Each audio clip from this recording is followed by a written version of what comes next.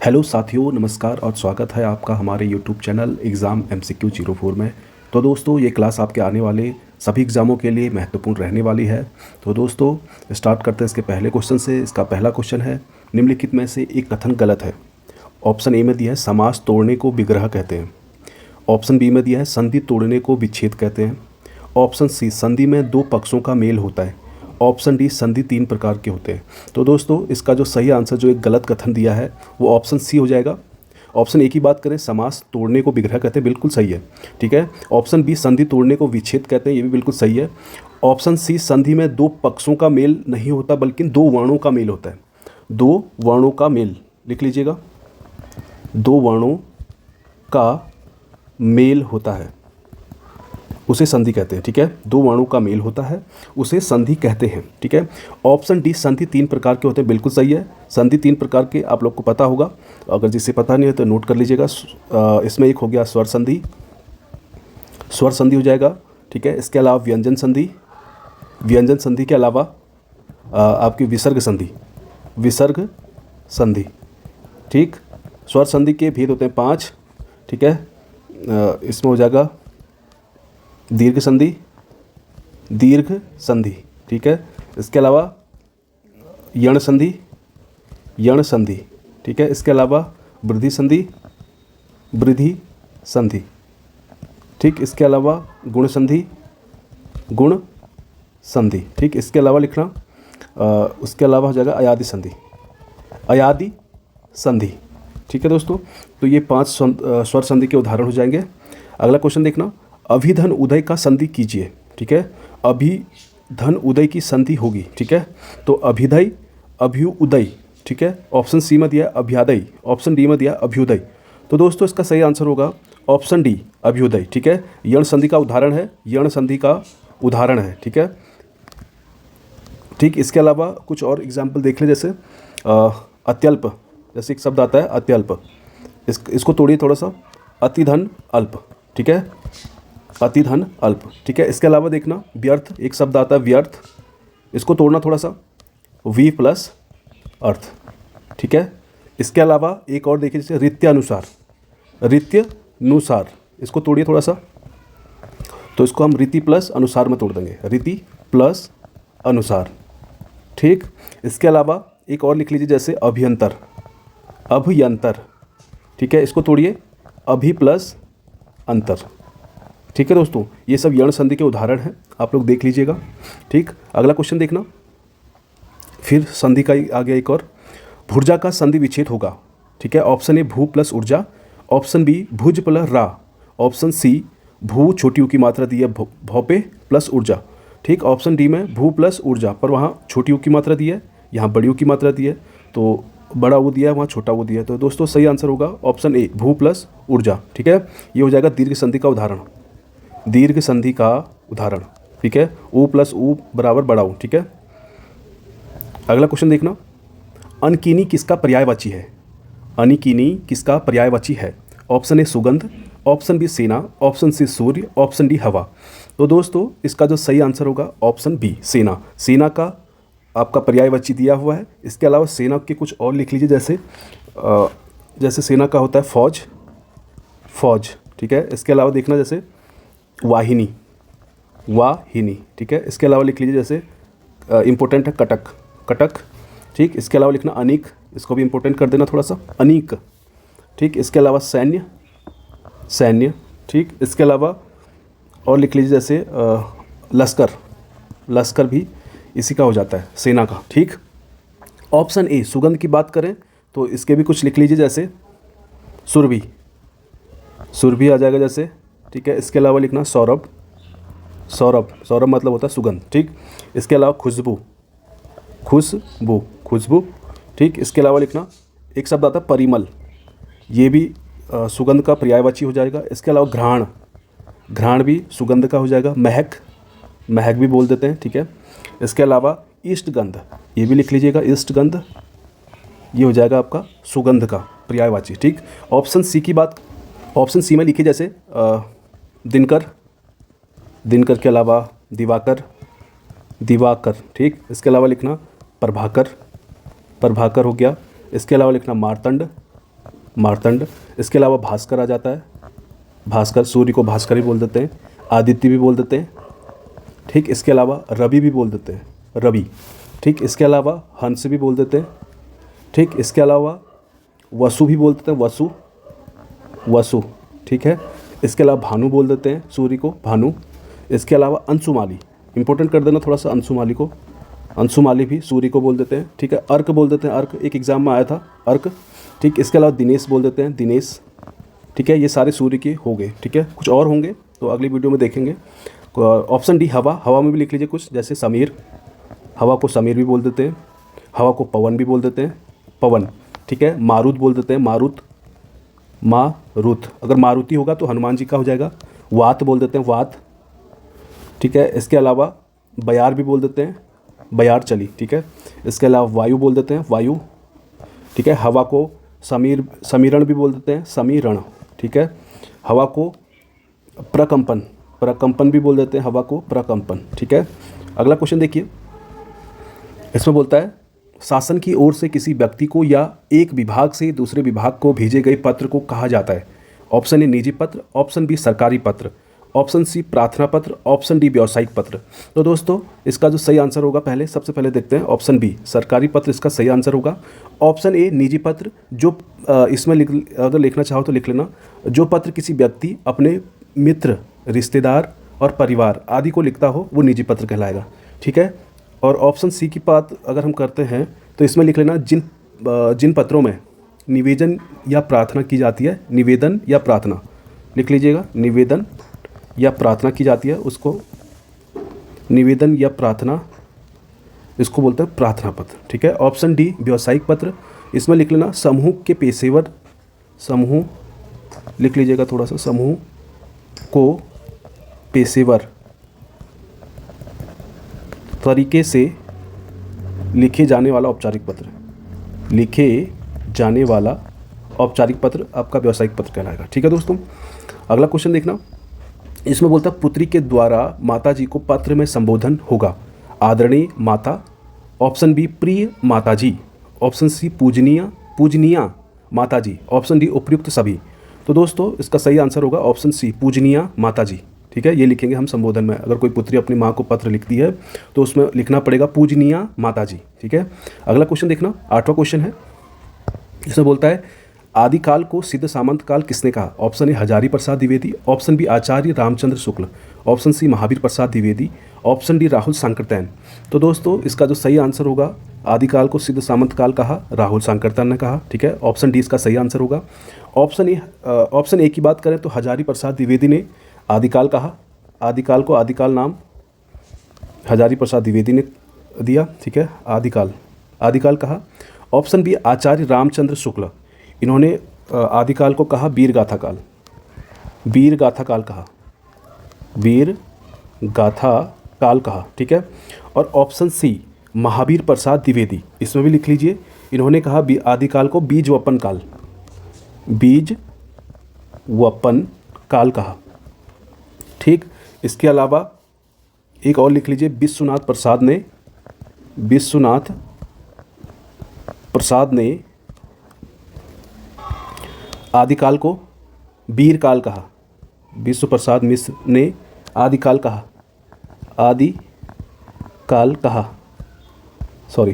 आदिकाल को वीर काल कहा,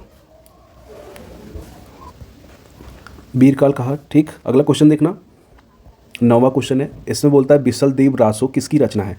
option A Dalpati Vijay, option B Narpati Nalha, option C Jagnik, option D या चंद्रप्रदाय। ठीक है, ऑप्शन डी में दिया है आपका चंद्रप्रदाय। तो दोस्तों इसका सही आंसर होगा बिसल देव रासो। ठीक है, ऑप्शन बी नरपति नाल्हा इसका सही आंसर हो जाएगा। ऑप्शन ए की बात करें तो इनका लिख लेना, इन्होंने लिखा था खुमान रासो, दलपति विजय ने लिखा था खुमान रासो। ठीक है, ऑप्शन सी जगनिक, इसमें लिखना परमाल रासो इनकी रचना हो गई। ठीक है, ऑप्शन डी इसमें लिखना, चंद्रप्रदाय में लिखना पृथ्वीराज रासो, इन्होंने पृथ्वीराज रासो लिखी। ठीक है, अगला क्वेश्चन देखना, इसमें बोलता है अद्वैतवाद संप्रदाय के संस्थापक कौन थे? Option A Shankaracharya, option B Ramanujacharya, option C Nimbarkacharya, option D Vallabhacharya. इसका दोस्तों सही आंसर जो हो जाएगा अद्वैतवाद, ऑप्शन ए शंकराचार्य। शंकराचार्य ने अद्वैतवाद की स्थापना की, अद्वैतवाद संप्रदाय के संस्थापक थे, ठीक है। और ऑप्शन बी रामानुजाचार्य, इन्होंने ये संस्थापक थे विशिष्टाद्वैतवाद के। लिख लीजिए विशिष्टाद्वैतवाद, द्वैतवाद, विशिष्टाद्वैतवाद, ठीक है। और ऑप्शन सी निम्बार्काचार्य, इन्होंने भी लिखा कुछ द्वैताद्वैतवाद, इनका भी लिख लीजिए। ये संस्थापक थे द्वैतवाद के, द्वैतवाद के संभव आपका निम्बार्काचार्य, ठीक। ऑप्शन डी इसमें लिख लीजिए शुद्ध द्वैतावाद, संपादक थे शुद्धाद्वैतावाद, ठीक। और एक और लिख लीजिए द्वैतवाद के संस्थापक थे माधवाचार्य, ठीक है। अगला क्वेश्चन देखिए, 11वां क्वेश्चन है, इनमें से एक अब्ज का अर्थ नहीं है। ऑप्शन ए शंख, ऑप्शन बी कमल, ऑप्शन सी कपूर, ऑप्शन डी शरीर। तो दोस्तों इसका जो सही आंसर हो जाएगा ऑप्शन डी शरीर, इसका आंसर नहीं होगा। अब्ज का अर्थ शरीर नहीं है, ठीक है। इसके अलावा अब्ज का अर्थ एक और लिख लेना आपका चंद्रमा भी अब्ज का अर्थ होता है, ठीक है, ठीक। ऑप्शन डी शरीर, शरीर के लिए एक शब्द आता है अंग, ठीक। अंग को कुछ और शब्द भी बोलते हैं, जैसे अंग के लिए और शब्द होगा जैसे अवयव भी बोल देते हैं, ठीक है। अंग को शाखा बोल देते हैं अंग, ठीक है। इसके अलावा देह बोल देते हैं, अंग के लिए एक शब्द देह आ जाता है। अंश भी अंग को बोल देते हैं अंश, ठीक। इसके अलावा सहायक, ठीक है। अगला क्वेश्चन देखिए, ये 12वां क्वेश्चन है, अभय और उभय शब्द युग्म का सही अर्थ है। ऑप्शन ए हवा और अग्नि, ऑप्शन बी पढ़ना लिखना, ऑप्शन सी दोनों निर्भय, ऑप्शन डी निर्भय और दोनों। तो दोस्तों अभय का अर्थ होता है निर्भय, ठीक है। अभय मतलब होता है निर्भय, ठीक है। उभय का अर्थ है दोनों। तो दोस्तों इसका सही आंसर होगा ऑप्शन डी, ठीक है। इसके अलावा इनको बोलते हैं श्रुति सम भिन्नार्थक शब्द, ठीक है। इसके अलावा जैसे हम बोलते हैं आभार, ये सुनने में एक जैसी लगते हैं पर इनका अर्थ दोनों का अलग अलग होता है। जैसे हम बोलते हैं आभार और आभार, ठीक है। इस आभार का अर्थ होता है एहसास, ठीक है। इस आभार का अर्थ है भार रहित, ठीक है। इसके अलावा और भी बहुत सारे शब्द जैसे अकुल बोल देते हैं हम, आकुल और अकुल, ठीक है। इस आकुल का अर्थ होता है घबराया हुआ, ठीक है। और इस अकुल का अर्थ है कुलहीन, ठीक है। इसके अलावा देखना जैसे आभास, ठीक है। बोलने में श्रुति सम एक जैसी हैं, जैसे बोलते हैं आभास और आभास, ये दोनों एक शब्द हैं, ठीक है। इस आभास का अर्थ होता है भूमिका, मतलब किसी चीज़ की भूमिका लिखना, ठीक है। और इस आभास का अर्थ होता है झलक, ठीक है। देखना, किसी को एक झलक देखना बोलते हैं जैसे, ठीक है। इसके अलावा बस अगले वीडियो में देखेंगे फिर कुछ और, ठीक है। अगला क्वेश्चन है, विवेकी का विलोम शब्द क्या होगा? ऑप्शन ए मूढ़, ऑप्शन बी विनम्र, ऑप्शन सी अविवेकी, ऑप्शन डी विपन्न। तो दोस्तों इसका सही आंसर होगा ऑप्शन सी, विवेकी का अविवेकी विलोम शब्द हो जाएगा, ठीक है। ऑप्शन ए की बात करें मूढ़ का लिखना जैसे बुद्धिमान का मूढ़ हो जाएगा, ठीक है। इसके अलावा विनम्र का लिखना जैसे उद्दंड का विनम्र हो गया, ठीक है। इसके अलावा इसका लिखना जो विपन्न है, इसका लिखना संपन्न, ठीक है, ठीक। और इसके अलावा लिखना जैसे विपदा का लिखना जैसे संपदा, ठीक है। इसके अलावा लिखना राग का लिखना जैसे राग